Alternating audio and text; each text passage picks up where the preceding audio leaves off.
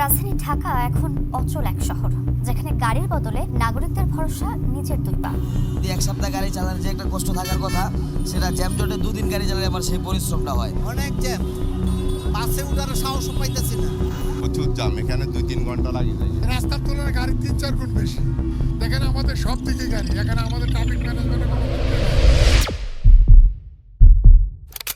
ব্যস্ত শহর ঢাকা, আর এই শহরের ট্রাফিক জ্যাম সে তো নিত্যদিনের ঘটনা। যে শহরকে নিয়ে বলা হয় কেউ যদি ঢাকা শহরে 30 বছর থাকে তাহলে তার জীবনের 10 বছর জ্যামে বসে কাটিয়ে দিতে হবে। 2019 সালের মার্চ মাস, ঢাকার কারওয়ান বাজার থেকে মতিঝিল যেতে এক সাংবাদিকের সময় লেগেছিল ঠিক 2 ঘন্টা 40 মিনিট, যেখানে টোটাল রাস্তার দূরত্ব ছিল মাত্র 6 কিলোমিটার। এছাড়া 2022 সালের একদিনের রেকর্ডে ঢাকা শহরের গড় গতি ছিল মাত্র 6.8 কিলোমিটার প্রতি ঘন্টা, যা একজন সাইকেল চালকের গতির চেয়েও কম। আরেকটি গবেষণায় বলা হয় ঢাকার যানজটের কারণে প্রতিদিন নষ্ট হচ্ছে 32 লক্ষ কর্মঘণ্টা, যার অর্থমূল্য দাঁড়ায় প্রায় 153 কোটি টাকা প্রতিদিন। এই উদাহরণগুলো দেখে আপনি হয়তোবা ভাবছেন এটাই পৃথিবীর সবথেকে ভয়াবহ ট্রাফিক পরিস্থিতি, কিন্তু না, বাস্তবতা আরও ভয়াবহ। চলুন একবার চোখ রাখি বিশ্বের এমন কিছু ট্রাফিক জ্যামের দিকে যেগুলো ঢাকার জ্যামকেও হার মানিয়ে দেয়।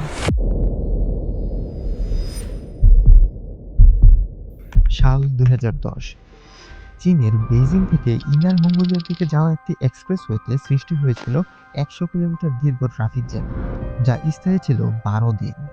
এই 12 দিন মানুষ রাস্তায় ঘুমিয়েছে, রান্না করেছে, খাবার বিক্রি করেছে।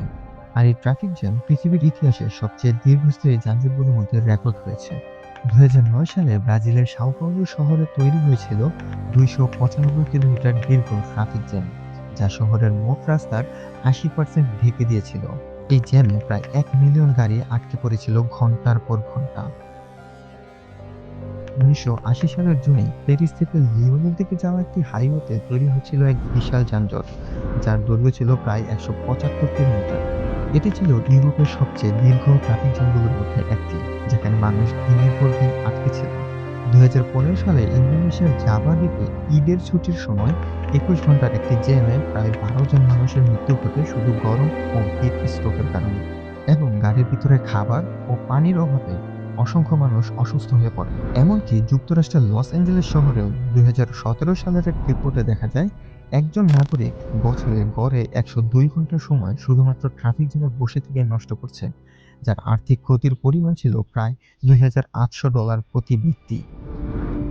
এইসব উদাহরণ আমাদের মনে করিয়ে দেয় যানজট শুধুমাত্র একটি শহরের সমস্যা নয়, বরং এটি একটি বৈশ্বিক সংকট। তবে এর মাত্রা, প্রভাব এবং ব্যবস্থাপনার দিক থেকে শহরভেদে পার্থক্য থাকে। কখনো তা হয় রেকর্ড করা দীর্ঘতম জ্যাম, আবার কখনো ধীরে ধীরে পুঞ্জীভূত ক্ষতির কারখানা। আর এই প্রতিদিনের ক্ষয়ক্ষতি সময়, অর্থ এবং জীবনের মান।